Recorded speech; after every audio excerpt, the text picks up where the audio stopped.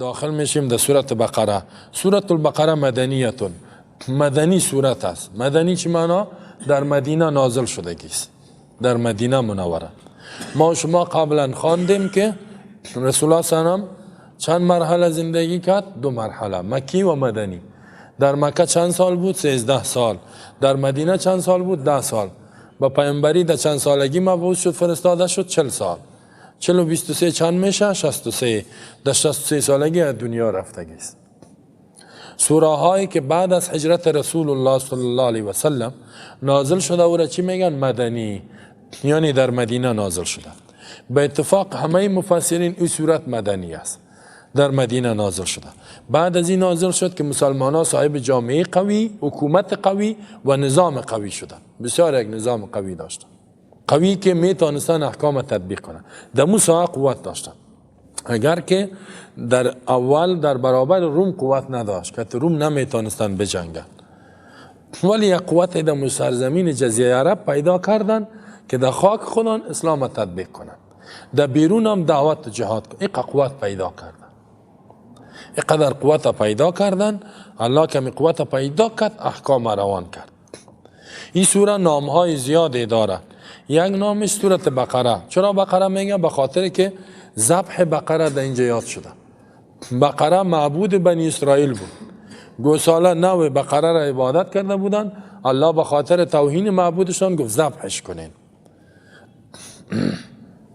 ریشه شرک کنده شده. به این خاطر این سورت البقره نمیگه، سورت یذکر فیها واقعه البقره. این سوره که واقعی بقره در یاد شده است. میگم تا بیدینا چی میگن؟ سورت البقره یعنی سوره گاو، یعنی این سورت به نام گاو است. یا نه اینطور نمیگیم ما. سورت یذکر فیها البقره مضاف الیه همینطور است. خب غلام زید که میگیم نه، غلام زیدین یعنی غلامی که از برای زید است. و دوم نامش چیست؟ دوم نامش سورت الزهرا. در حدیث صحیح میاد رسول الله صلی الله علیه و آله میفرماد اقرأ الزهراوین، 2 سوره هایی که روشنی میتن این را بخوانین، روشنی میتن.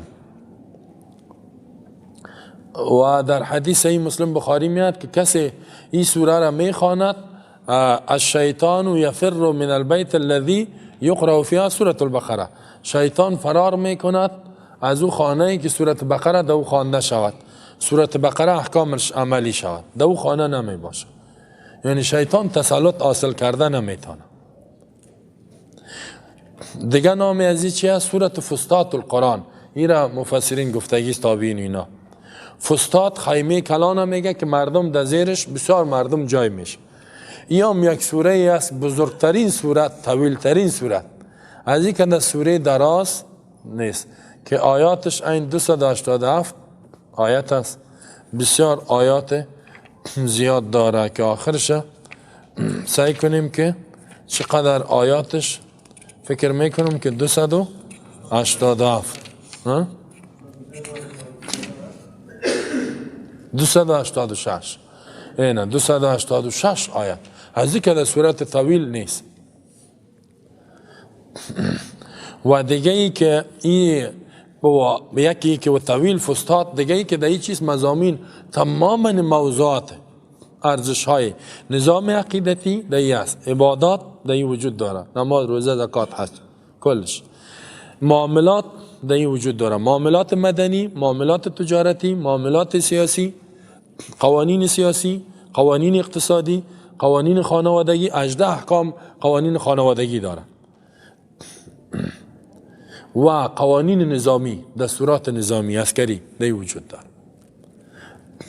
پس در همه ابعاد زندگی ما در این صورت قانونگذاری شده، در همه ابعاد ما، چه قانون مدنی بگو، اجتماعی، سیاسی، اقتصادی، فردی، فرهنگی، همه عبادت همه وجود داره.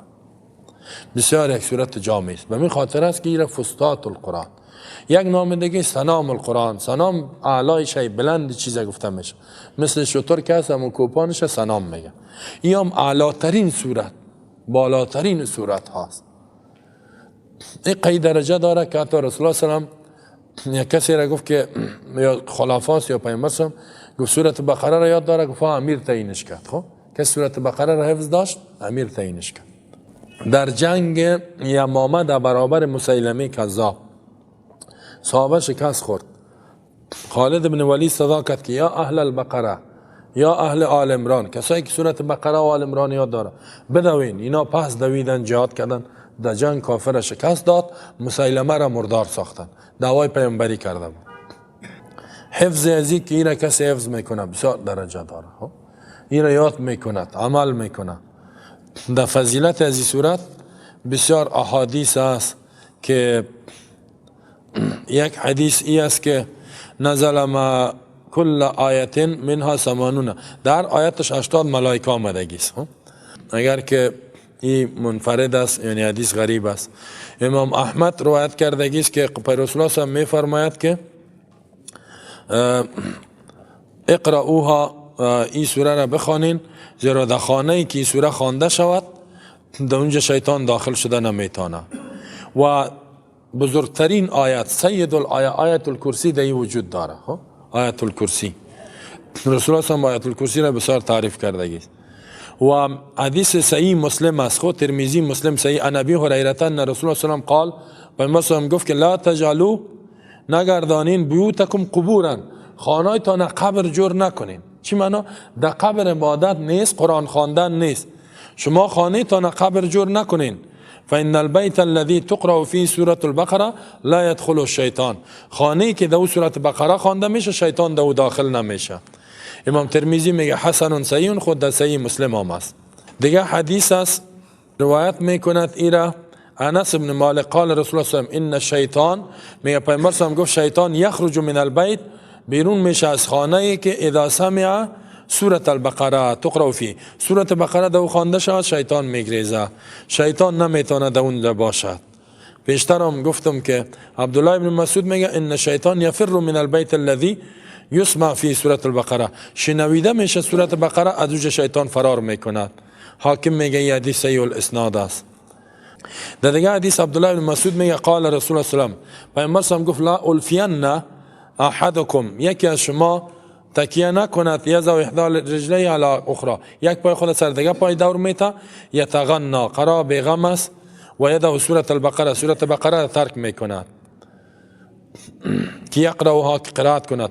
چرا شیطان یفر من البیت الذی تقرأ فی سورة البقره و ان اصغر البیوت الجوف صفر من کتاب الله، میگه ذلیل ترین خانه اموش کمی که دو کتاب الله حفظ نباشه، کتاب الله را حفظ نباشد دوش کم. این میگه بسیار یک بیت خراب است، یک جای خراب است.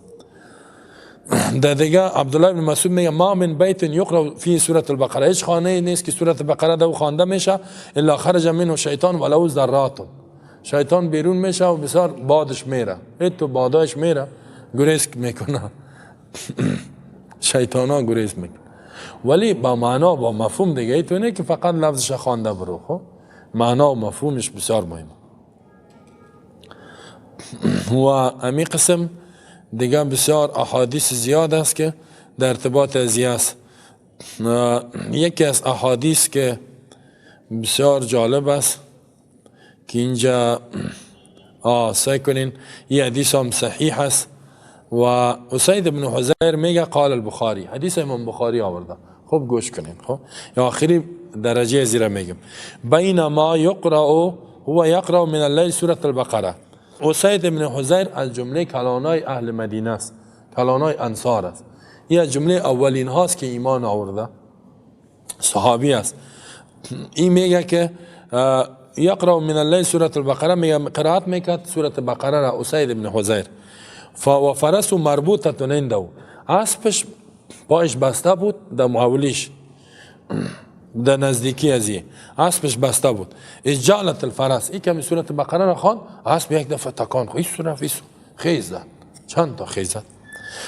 فسکت، اسید بن حضیر سکوت کرد، فسکنت، اسب آرام شد. باز فقره قرائت کرد، باز اسب خیز زد، قرائت میکرد خیز میزد. وقتی که چوب میکرد اسید بن حضیر خاموش میشد. فسکت فسکنت، باز سکوت میکرد آرامش. ثم قرأ، باز قرائت کرد فجالت الفرس، این حدیث است. باز اسب خود شور میداد، حرکت میداد. فانصرف، این منصرف شد دیگه قرائت نکرد. و کان ابن یحیی قریبا منها، یحیی میگه نزدیکش بود فرزندش. فاشفق ان تصیبه، ترسید که اسب نبیا حال طفلش زیر پای نکنه، اون نزدیک بود خیز میزه، اسب نبیا طفل زیر پای نکنه. فلما اخذه، هر وقتی که طفل گرفت، رفع راسه الى السماء، می سر خود با آسمان بالا کرد، حتی ما یراها، تا اینکه دیده نشد. فلما اصبح، هر وقتی که صبح شد، حدث النبی صلی الله علیه و سلم، حدث النبی، پیش پیامبر صلی الله علیه و سلم امی واقعه را گفت که من میخواندم اینطور شو اینطور اسب خیس میزد، چی حالت؟ میگه فقال پیامبر صلی الله علیه و سلم گفت اقرا یا ابن حذیر، بخوان ای ابن حذیر.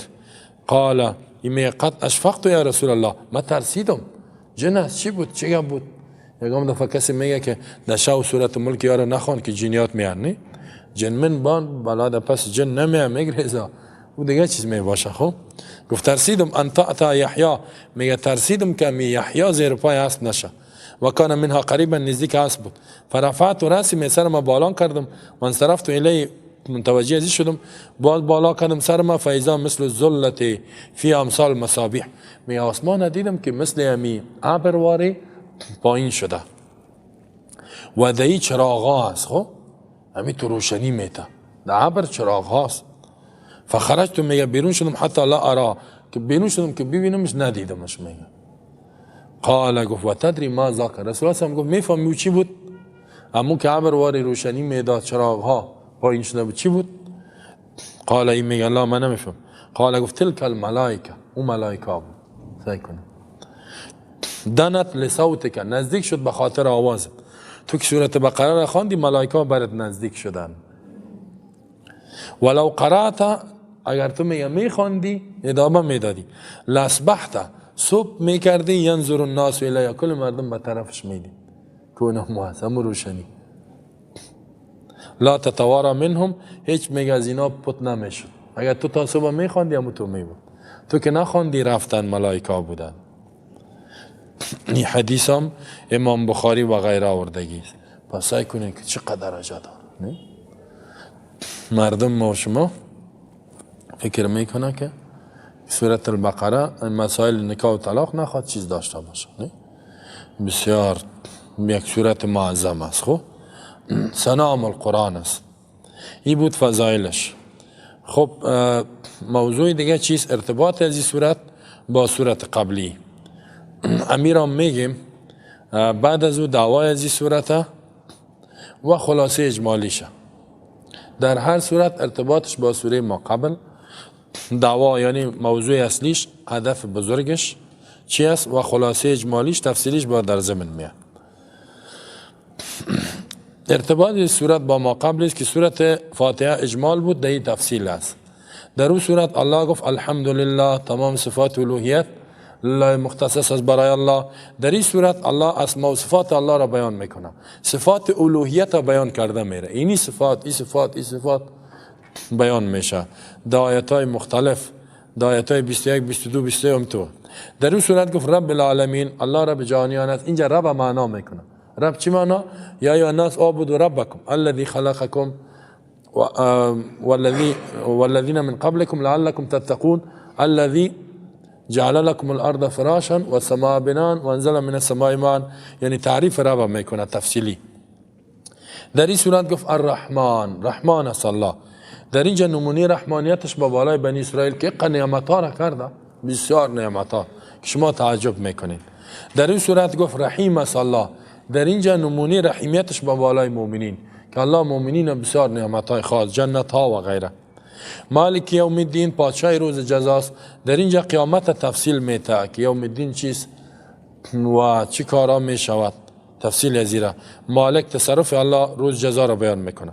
ایاک نعبد در این صورت بیان شد. در اینجا تفصیلی عبادت امر میکند که عبادت الله را کنین. ایاک نستعین، مدد از تو میخوایم. در اینجا الله را بیان میکنه که چه قسم مدد بخواین. استعینوا بالصبر والصلاه، نماز بخواین، صبر بکنین، عبادات انجام بدین. اهدنا الصراط المستقیم، در سورت فاتحه گفته شد که ما را برای مستقیم ثابت بساز. در اینجا الله میگه راه مستقیم چیست؟ ذالک الکتاب لا ریب فیه، قرآن است که در شک نیست، به این چنگ دین. صراط الذین انعمت علیهم، منعم علیهم بیان کرد. در اینجا الله انبیاء علیه السلام یاد میکنه کسایی که سرشان انعام شده بود، انبیا و تابعدارایش. غیر المغضوب علیهم، مغضوب علیهم بیان کرد. در اینجا الله میگه یهود است و اسباب غضب بیان میکنه که از اینی اعمال دور شوین تا که در غضب الله گرفتار نشین. ولا ضالین، گمراه ها را گفته بود. در اینجا الله میگه که از اسباب ضلالت دور شوین. چه چیز است که انسان به ضلالت و گمراهی میبره؟ این بود ارتباطش. پس چی شد؟ سورت فاتحه اجمال است، در این سورت تفصیل است. بزرگترین هدف از این چیز اثبات عقیده توحید و نظام توحید. این موضوع را با دلایل مختلف عقلی و نقلی بیان میکند الله. با رد شرک، انواع و اقسام شرک، این موضوع را که شما با عقیده و نظام و قوانین توحید استوار باشید. و مقاصد بسیار بزرگ، اثبات عقیده توحید، نظامش، اثبات رسالت، اثبات جهاد در برابر کسایی که با مؤمنین می جنگن، تجاوز میکنن، اثبات انفاق، مالتان در راه الله مصرف کنید. خب خلاصه اجمالیش به 4 است. آیت 1 تا آیت 96 است، اثبات عقیده توحید و بعضی احکام است. سه دومش تا آیت 176، سه سومش تا آیت 253، سه چهارمش در سه اول اثبات عقیده و نظام توحید، دوم رسالت پیامبر سم تابعداری از او، سه سوم جهاد، سه چهارم انفاق فی سبیل الله. سه اولش باز به بابها تقسیم است. باب اولش 20 آیت است. در اول آیات قرآن کمال صفاتش بیان میکند. باز تاثیرات قرآن به سه گروه مردم است. یکی متقیاست، دوم کافرات قبول ندارن، سوم منافقین است. صفات از اینا را بیان میکند و مثالایشان، حکم دنیویشان، حکم اخرویشان تا آیت 20. بعد از او هدف و مقصدی کتاب بیان میکند که اعبدوا ربکم، عبادت ربتان کنین و برای تطبیق اسلام و قرآن موضوع خلافت بیان میکند. خلافت یک حکومت قوی بکاره که قوانین از سوره را تطبیق کنه. اینال داخل میشیم در خود سورت. اعوذ بالله من الشیطان الرجیم، بسم الله الرحمن الرحیم.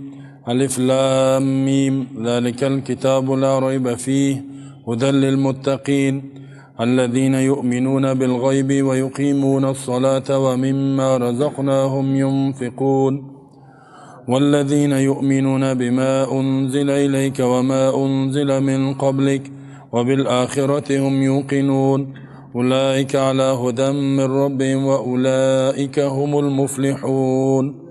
بسم الله الرحمن الرحیم. خاص به استعانت و مدد الله الرحمن که هم رحمت کننده است، رحیم خاص رحمت کننده است. شروع میکنیم. الف لام میم به 4 تقسیم بود. سه اولش تا آیت 96 است تا آیت 20 الله قرآن تعریف میکنه و تاثیرات قرآن به بالای مردم است. سه قسم مردم است. یک کسایی است که قرآن کاملا قبول دارن، عمل میکنن که متقی هستند. دوم کسایی که کاملا رد میکنن، آشکارا کافر هستند.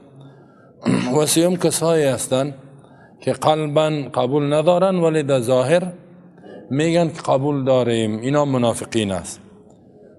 نسبت به می کافر ضرر منافق زیاد است.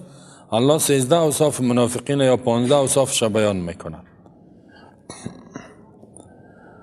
الف لام میم. الف لام میم ایرا متقدمین علما میگفتن که کلمه مقطعات است، کلمات است، حروف کلمه میگفتن. دیگران میگن حروف مقطعات، یعنی جدا جدا، الف جدا، لام جدا، میم جدا. جمهور علما مفسرین میگوین الف لام میم معنای زیرا الله میفهمد، معنایی که اراده شده، هدف از این چیز. ولی بعضی ها معنا کردگیستن، نظریات مختلف دادن. بعضی میگن که الف لام میم اسم اسمای سورت است، یعنی نام اینمی سورت است. سورت الف لام میم یک نام دیگه شد. بعضی ها میگن الف لام میم نام الله است. و خود ابن کثیر و شیخ الاسلام تیمیه و غیره میگوین محققین که الف لام میم اشاره به سوی اعجاز قرآن کریم است، تنبیه به اعجاز. الف لام میم یعنی قرآن کتاب معجزه است. چی معنا؟ قرآن از اینمی حروف جور شده، الف لام میم. امی تو باز پسام می الف لام میم صاد، قاف، نون، الف لام را، الف ها میم تا سین.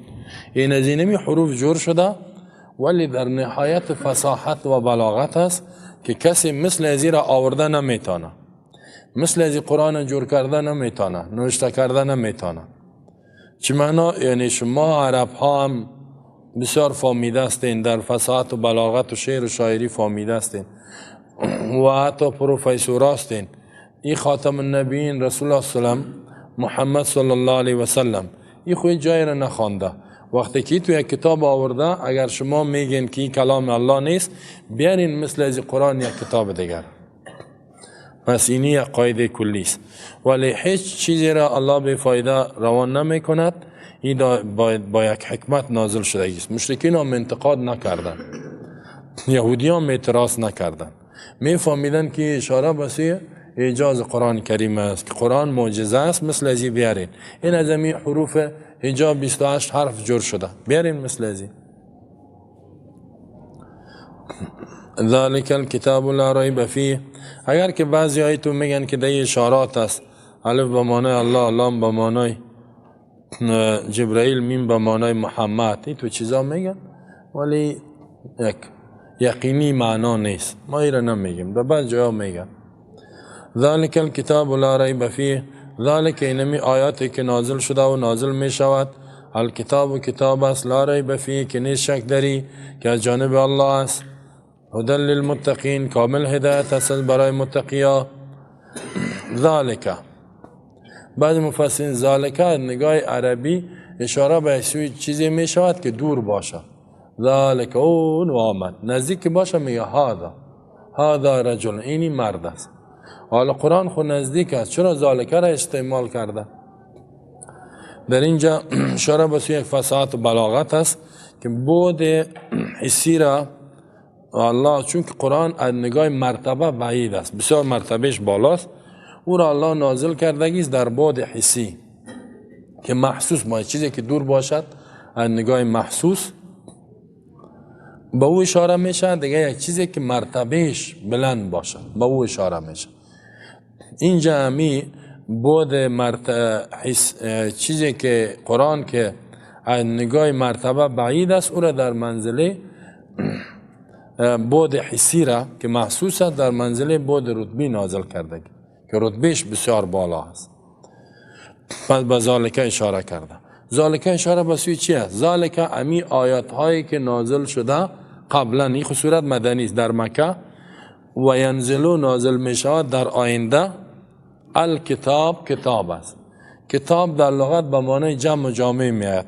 اینجا کتاب یعنی یک کتابی است که جامع کل خیر است، تماما خیر منافع انسان ها در این افته شده مانده شده، خیر دنیا و خیر آخرتشان. پس در ذالک الکتاب الله تعریف کرد که قرآن یک کتاب کامل است و شامل است، همه ابعاد زندگی ما را، همه بخش های زندگی ما و شما را شامل است. هیچ بخشی از زندگی نیست که انسان از نگاه قانون به اون نیاز داشته باشد که الله او را معالجه نکرده باشد. اونجا علاج شده، قانون روان شده است. اولین صفت کتاب دی ترغیب است که کتاب کامل به این چنگ ده. دوم لا ریب فیه، الله اعلان میکند در سرش هیچ شک و شبهه در این نیست، خطایی در این وجود ندارد، این که از جانب الله است. مخلوق هر کتاب نوشته کند میگه در این شک و شبهه با ما بگوین اگر کدام خطایی باشه. قرآن میگه هیچ شک و شبهه در اینه، هیچ خطایی وجود نداره، اعلان کرد.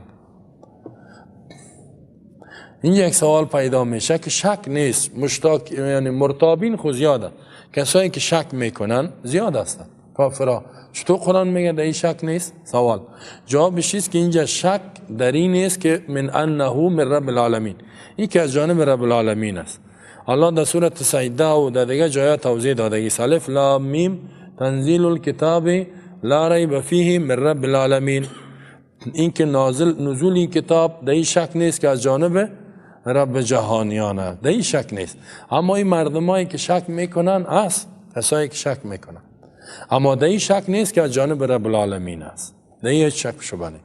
چه معنا؟ این کتاب کلام الله است، کلام خالق جهان است، کلام ذات پرقدرت کائنات است، کلام انسان نیست، کلام مخلوق نیست، کلام محمد نیست، سخن محمد ابن عبدالله رسول الله صلی الله علیه و نیست، بلکه کلام الله است. توجه شدین؟ این دیگه شک نیست. شک چی را میگه؟ شک را میگه که انسان نه تایید میکنه نه رد. پس دیگه الله میگه شک نداره وجود که شما ردش کنین یا تایید نکنین، تایید کنین. اگر کسی بگه که من در یک موضوع شکیستم او آدم ایمان نداره. مثلا مومن بهی قرآن کلام الله. اگر کسی که بگه من شک دارم ایمان خدا دست میته. شکی که نمیفهمم قرآن کلام الله است نیست. قرآن رد میکنی؟ نه. تایید میکنی؟ نه. پس ایمان نداری. نه تایید میکنم نه رد. این میره شک میگه. و این شک قرآن رد کردگی است که اینطور نباید باشه که نه رد شوه و نه تایید شوه. این گپ صحیح نیست. هدن للمتقین کامل هدایت است برای متقیا. هدن مصدر است. سعی کن نسبت هدایت به کتاب داده شده. کتاب هدایت میکنه. ولی معنای کتاب نفهمی چی؟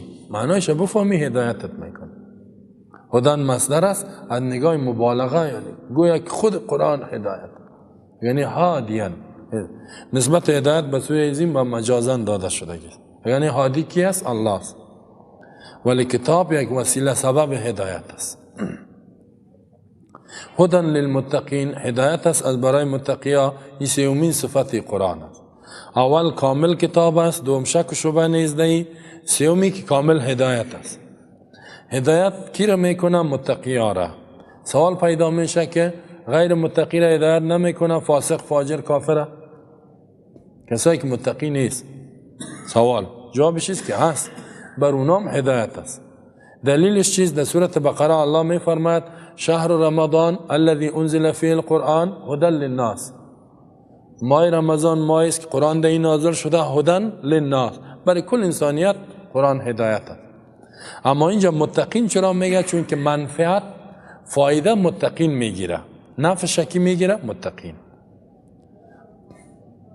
مثل که الله میفرماید که یا ایها الناس قد جاءتكم موعظة من ربكم وهدى وشفاء لما في الصدور وهدى ورحمة لقوم يؤمنون. هدایت برای قومی که ایمان میاره. یعنی یک کسی که ایمان آورد متقی شد، متقی قرآن قبول کرد، برازی باز امی منفعت هدایت میرسه، فایدهش. او کسی که قرآن برش گفت کافر است قبول نکرد، منفعت هدایت برش نمیرسه.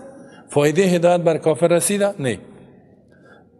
چون که متقیا فایده میگیرن، منفعتش میرسه هدایت قرآن برازو، به این خاطر الله متقین خاص کرد. پس اگر کسی میخواه متقی صحیح شود باید به چی چنگ دیا؟ به قرآن چنگ دیا. قرآن نخوانه متقی نمیشه. به قرآن عمل نکنه متقی نیست. متقی علم و عمل. ما شما دیروز خواندیم که صحابه میگه 10 آیت یاد نمیکردیم مگر علمش هم یاد میکردیم عمل هم. هر دوش علم و عمل هر دو سبب تقوا است، سبب هدایت است. متقی کی را میگه؟ 3 مرتبه دارد. مفسرین تعریف کرده. یکی است که از خود را از کفر و شرک نجات میکنه، دور میشه از کفر و شرک، عقیده توحید قبول میکنه. این را متقی میگه. این یک نوع است، یک درجه پایین متقی است. 4 درجه ضعیف. یک درجه است اگه این نباشه با تقوا نیست. دوم درجه تقوایی است که از کفر و شرک خود نگاه میکنه، از حرام چیزایی که الله منع کرده حرام کرده از او اجتناب میکنه، فرایض انجام میده. این یک درجه متوسط است. سوم درجه متقی کامل است، بسیار دارای مرتبه است، فرایض هم انجام میده، از حرام هم اجتناب میکنه، مستحبات هم انجام میده، آنچه که فرض نیست. پس تقوا در محرمات چیست؟ عمر رضی الله عنه میگه یک کسی که چی میکنه؟ دمی یک راه میره در یک زمین خار است، اونجا خار هم است، زمین پاک هم است، پاچای خود بلند میکند، یک پای خود میماند در یک جای دیگه. تقوا میره میگه که بسیار به احتیاط پیش بریم، بسیار به احتیاط نشوه که مرتکب یک حرام شوی. در هر گپت فکر کو، باز گپت بگو. اعمال انجام میتی دو تحقیق کو جایز است، همی عمل منی باز انجام بده. مگنی باز تقوا از گناه صغیره هم اجتناب میکنه، گناه خرد و کوچک. این را متقی کامل میگه. اینجا یک شاعر است میگه بعضی از گناه کبیره خدا نگاه میکنه، از گناه صغیره اجتناب نمیکنه. چی میگه؟ میگه خل ذنوب صغیرها و کبیرها ذاک التقا. گناه را ترک کو، خردش هم بزرگش کوچک هر کدام میشه. ذاک التقا، اینی تقوا است. وصنع کماش فوق ارض شوک یحذر ما یرا یا یحذر ما یرا. وصنع، عمل بکو مثل یک کسی که میرود در بالای زمین خاردار. یحذر ما یرا، میترسه از آنچه که میبینه که پایش در خار نره. اینطور باش. لا تحقرن صغیرتا، کوچک نشمار گناه کوچکه. گناه کوچکه حقیر نشمار. نگو که اوه گناه کارت حساب نکن. نه، بعضی گناه میکنه میگی گناه، میگه قدر حساب میکنی؟ چرا؟ ان الجبال من الحصا، میگه می کوها که هست از می سنگریزهای کوچک جور شده. یعنی می سنگریزه یک کاست که کوره جور کرده. همین کوره که بزن اون سنگریزه است. فهمیدین؟ از گناه کوچک همین قطره های آب مختلف کوها میاد دریا را جور میکنه. نه؟